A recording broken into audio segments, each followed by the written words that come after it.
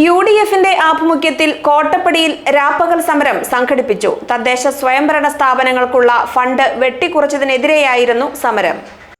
UDF മണ്ഡലം കമ്മിറ്റിയാണ് കോട്ടപ്പടിയിൽ രാപ്പകൽ സമരം സംഘടിപ്പിച്ചത്.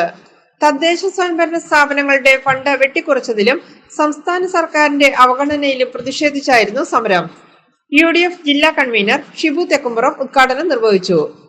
പരിഹാരം കാണുമെന്ന് നമ്മൾ പ്രതീക്ഷിച്ചു. പക്ഷേ ആ ബഡ്ജറ്റിലും ജനങ്ങളെ സഹായിക്കുന്ന കേരളത്തിലെ കർഷകരെയും സാധാരണക്കാരെയും മുന്നോട്ട് കൊണ്ടുപോകാൻ കഴിയുന്ന ഒരു നിർദ്ദേശവും ഉണ്ടായില്ല എന്ന് മാത്രമല്ല, ദ്രോഹിക്കുന്ന നിലപാടുമായി മുന്നോട്ട് പോകുന്ന ഒരു കാഴ്ചയാണ് നമ്മൾ കഴിഞ്ഞ ബഡ്ജറ്റിൽ കണ്ടത്.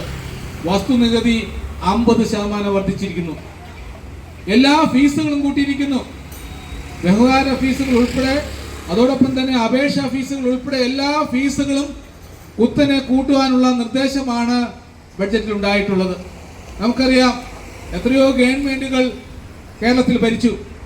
ഓരോ ഗവൺമെന്റുകളും ഭരണത്തിൽ വരുമ്പോഴും ഇവിടെ പട്ടികജാതി പട്ടികവർഗക്കാരുടെ താല്പര്യങ്ങൾ സംരക്ഷിക്കുന്ന കാര്യത്തിൽ അവരുടെ പുരോഗതി ശക്തമായി മുന്നോട്ട് കൊണ്ടുപോകുന്ന കാര്യത്തിൽ ഒരു വീഴ്ചയും നമ്മൾ ഉണ്ടാക്കിയിട്ടില്ല. മണ്ഡലം ചെയർമാൻ MK വേണു അധ്യക്ഷത വഹിച്ചു. KK Suresh, EM Michael, PC George, MK Subu, GK Muhammad, Shymol Baby, Shiji Chandran, Ramla Muhammad, PV Sajeevan, AT Laiju, Baby Augustine, Sibi Reji, Priya Sabu തുടങ്ങിയവർ പ്രസംഗിച്ചു. GTV news Kottappadi.